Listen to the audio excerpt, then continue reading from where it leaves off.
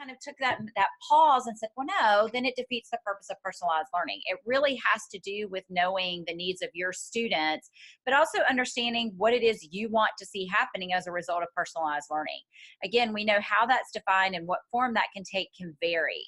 So the approach that we decided to take was more one of, well, let's first do a reflection of what are they currently using, and then let's provide them with some resources, some research to support things that they should be taking into consideration when you are adopting or evaluating future resources or current resources as you try to determine, okay, are we going to continue to renew this? And if we are, how do we maybe need to rebrand it? How do we need to introduce it a little differently to teachers so that they see the benefits of what's going on?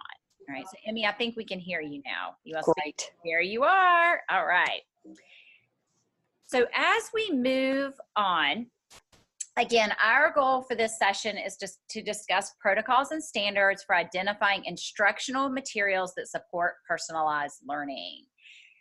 And the very first thing, again, is Emmy and I were thinking about this, just for ourselves, we started brainstorming all the different resources that we see being utilized in schools as we travel around and work with you through this DLI initiative. So we thought, you know, that's a really good starting place. Let's start with what we know is being utilized in our schools, and let's build from there. So if you are sitting as a team, you can do this as a team. If you're sitting as an individual, just take a couple of minutes to jot down. If you're as a team, you might do it on individual stickies. If you're by yourself, you just make yourself a list. But think about all the different resources currently being used in your school, or if you're at a district level, across the schools. And we're talking everything from iExcel to Class Dojo to Canvas to MTSS to IMAP, every single instructional resource, but you are also not limited just to digital. So if there is a particular curriculum that has been adopted for math, you know, if it's Math Connections, Math Invent, whatever it is, jot all of those down. So we're going to stop talking for just a minute, and we're going to give you probably a minute to 2 minutes and just jot down as many different resources as you can think of. Okay, hopefully you have a fairly robust list. Again, as I kind of lead us into the transition, as you continue to think of more, jot them down. Again, they could be physical resources, they could be digital resources, but all the different instructional resources being utilized in your schools. Now I want you to stop, and again, it looks like most of you are sitting with someone else because I saw several of you kind of talking. Kind of turn to your neighbor or your team and just kind of discuss, how are your schools currently evaluating new resources being adopted? What are some of the criteria that you've provided maybe to the building principals, that you've pushed down from the district level, that maybe teachers are using? And if absolutely nothing exists, that is perfectly okay to have a conversation about. But currently, just talk about, well, how are schools and teachers deciding which resources they are going to adopt? So take just a minute, and then we will kind of open it up and ask anybody who's willing to share out a little bit. All right. Do I have anybody willing to come off of mute and kind of share a little bit about currently how your schools, again, no right or wrong, we're just kind of open conversation of currently how are resources being evaluated and adopted, you know, and are there specific criteria that have been put in place for schools to use when they're adopting? Anybody willing to share?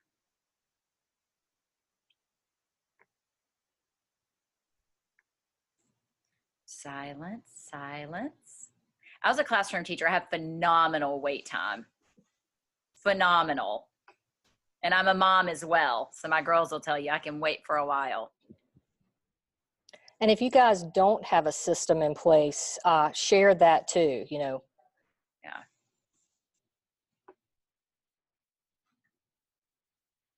Okay, I'll be brave and come off over Columbus County. For Columbus County. So we were discussing, there's several of us in Columbus County here together that had some team discussion. And so we basically decided that, unfortunately, and this is something, you know, we can't really control, but unfortunately a lot of our programs and our resources that we adopt at elementary, middle, high school level, unfortunately, they're based on budget concerns.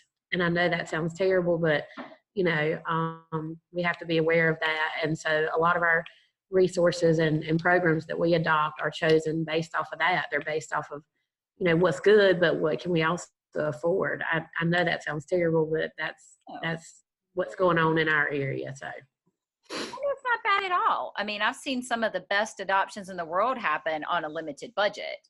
I think as long as like really good criteria are set for, okay, well, what is it that we're looking for? And then what does our budget allow for? So I think that's probably a lot more common as a decision-making criteria than you probably think. Budget obviously drives a lot of the decision. So good. Anybody else?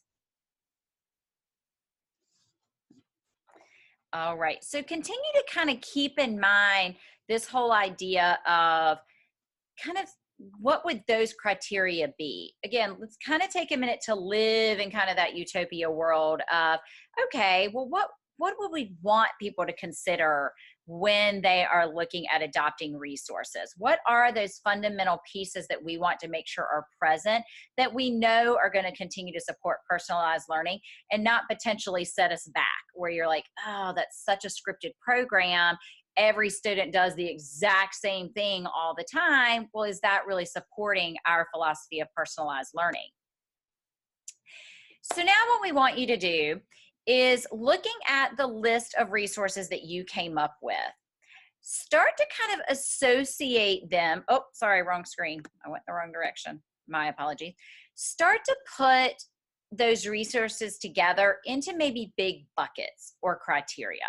So just to give you an example, one could be reading remediation. And you might look down your list and go, yep, all 5 of these would fall under kind of that bucket of reading remediation. Again, it is completely open how you choose to define your buckets, what those might be. But take just some time to look, and again, if you're sitting with a team, kind of collectively talk as a team and decide what would those big buckets be for how or where most of our resources are falling. So we'll give you about a minute and a half to kind of talk through that as a group. And then again, we would love if some of you would be willing to share kind of what some of those big buckets were that you came up with. All right. Is there any group willing to share just like maybe 1 or 2 of the buckets that you came up with for how a lot of your resources come together or might fall under? Anybody willing to share a big bucket? Got a quiet group, Emmy. All right. Well, I can share a few, and I don't know if any of these resonate. When we did this face-to-face, we had buckets like obviously reading remediation. We had English as a second language. We had math. We had, oh gosh, Emmy, I'm totally drawing a blank on some of the other buckets. Oh, you're muted again. For fun. Yes, this one group just put their bucket as, nope, it's just a fun resource. We can't really find an instructional, reason for it. It's just fun for the students. Some it was acceleration for students that needed that extra push.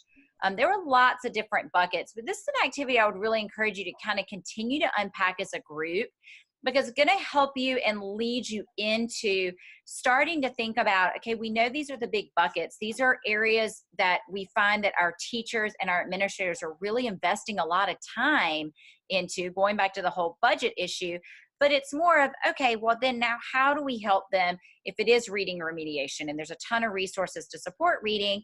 How do we also help them start to think about how is this program supporting personalized learning? So with that, I am going to turn it over to Emmy, who's going to take us through a little bit more of instruction and then share some pretty dynamic resources that we uncovered in our research for this breakout.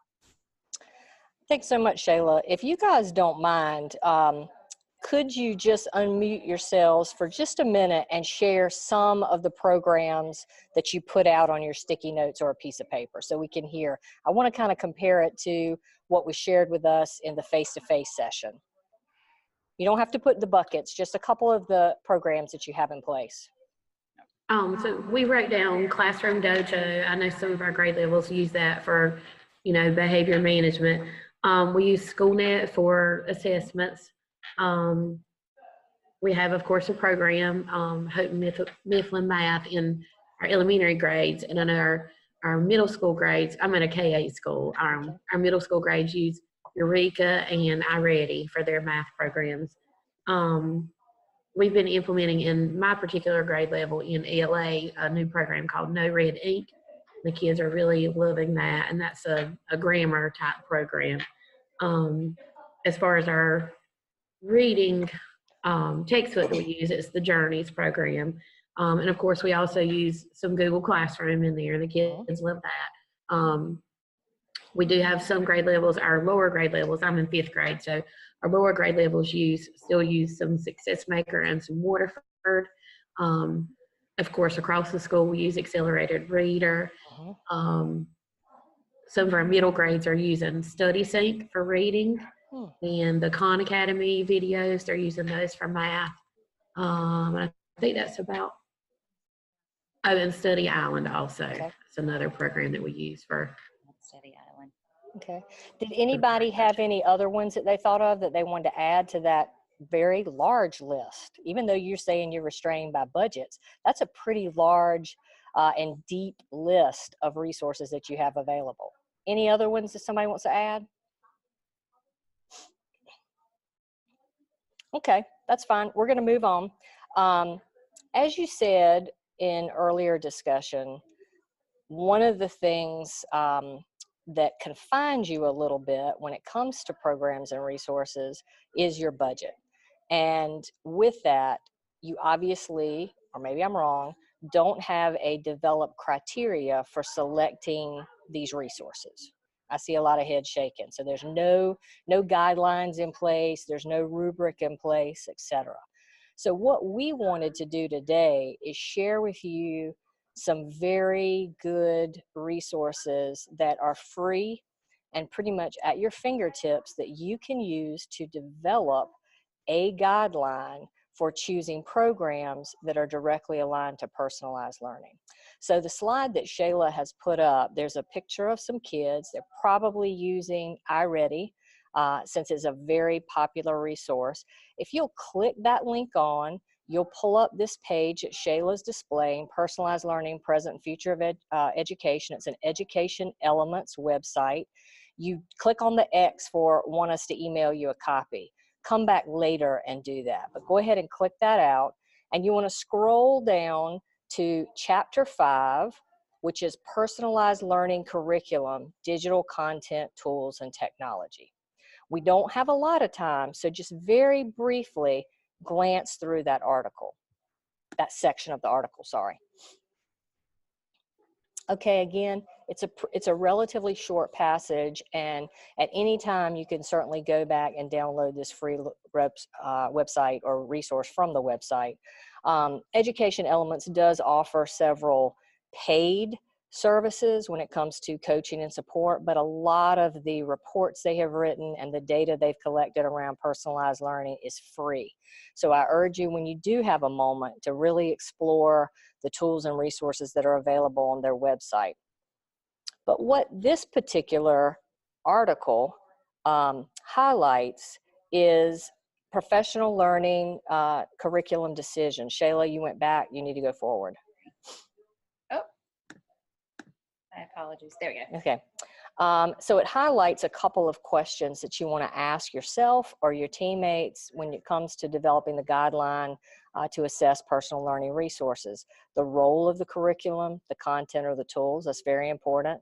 Is there alignment between what you have available online and what you already have available as an offline resource? Does your current curriculum work? And if so, what additional tools can you add or resources can you add to that curriculum to enhance it?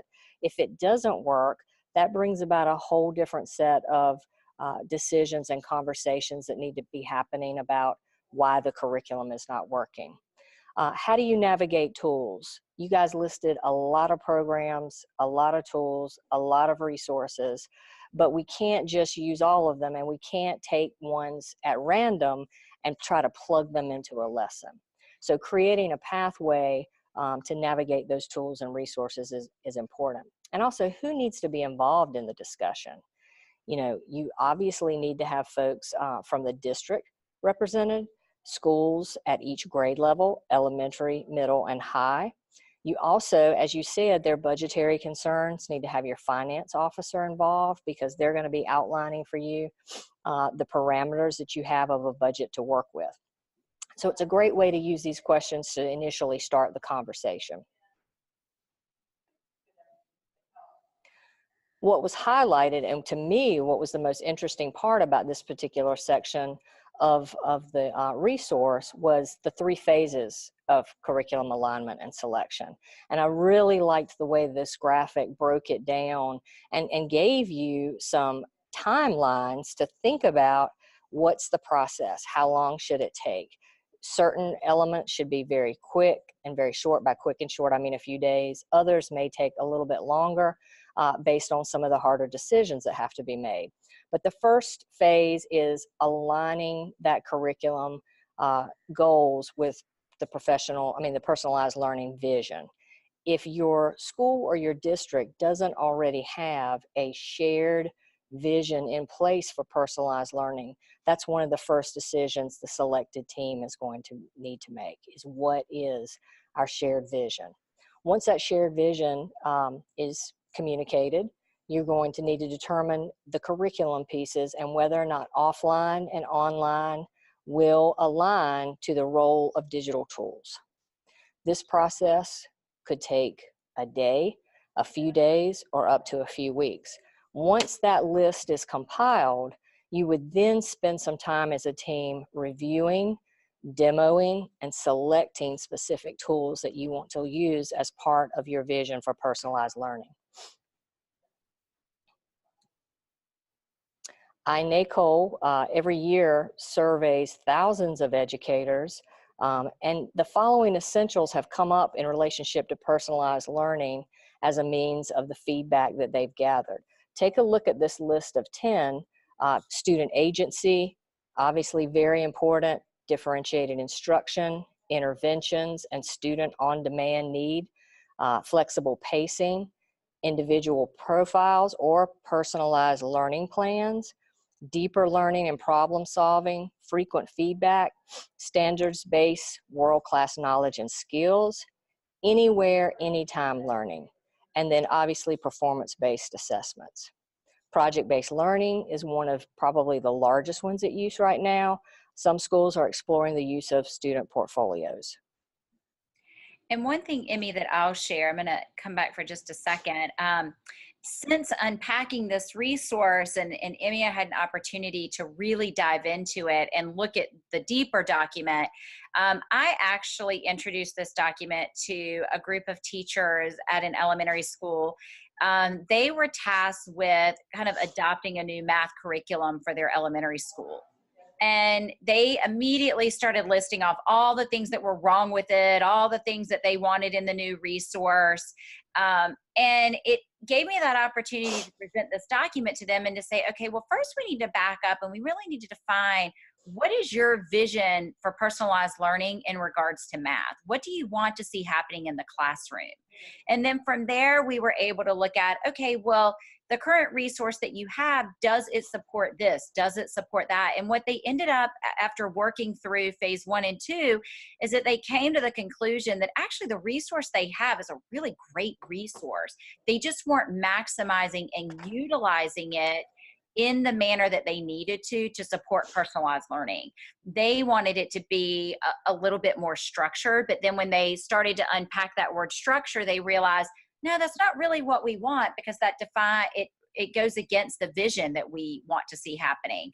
So it has led us now into a phase where they are now prepping to have the company that they currently have an adopted resource with, instead of looking at other ones, they're actually asking this company to come back and re-demo and kind of rebrand itself so that they can now unpack and ask questions specific to their vision versus everything else. But I just wanted to share that as an example of how it really helped this group not necessarily look at adopting something new, but to stop and evaluate, is what they have actually really good?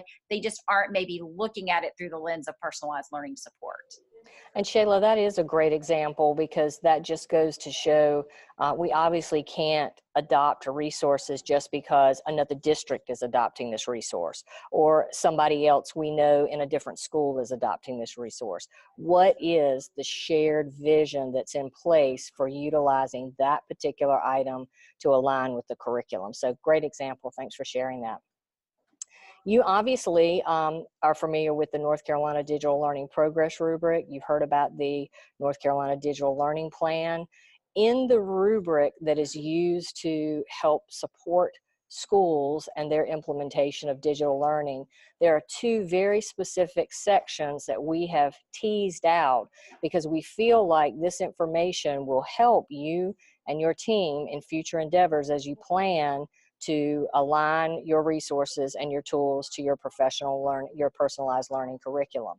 And that is student-centered learning and access to digital content. This is, again, only a slice of the rubric. The first far left column would be early, then developing, then advanced, and then finally target. So one of the things I know, I've been working with a school district, and they have taken this particular piece and pulled out some of the specific constructs to put in their guidelines so that they can also track their progress on the digital learning rubric as their project unfolds. So next steps. We've shared a lot of information with you all in a very short amount of time. Again, we did have to tighten this for the opportunity to be virtually with you, but during the face-to-face session, obviously folks had a lot longer to dig into the conversation, to dig into the buckets in which they were putting their tools and resources, and to talk about what they would do as far as alignment goes in the future. One of the things we would like to charge you with is, obviously as a project team, sharing out the information that we have provided for you today, and think about the creation of a document or a guideline that's going to help administrators and teachers future determine criteria so that they can pick tools and resources that are readily aligned to the vision that they have in place for that curriculum. Do you all have any questions for us?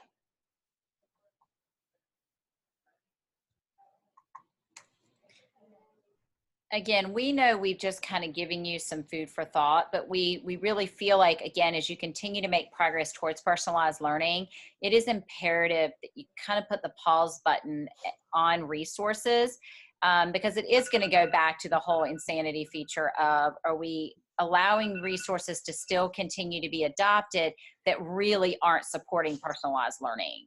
What kind of message is that sending, not only to the teachers, but also to the students? Exactly. So we hope that this serves as kind of a starting place for that conversation. Again, as you dive deeper into it, if there are other questions or things that you're looking for, please reach out to us. I mean, we're happy to help you kind of dig and find it, or find districts that have maybe done a good job of identifying those criteria. But again, we hope that it'll at least spark you to stop and start to have that conversation as a team. And Shayla, one more thing before we have to switch is the protocol used in us unpacking this information for you. You're writing down the resources on the sticky notes and then putting them in the different buckets and criteria. That's a really good way to spark conversation among your colleagues and your teammates by having them go through that protocol as well, and then talking about, based on the results of the protocol, what should best be put in this guideline document as you guys move forward.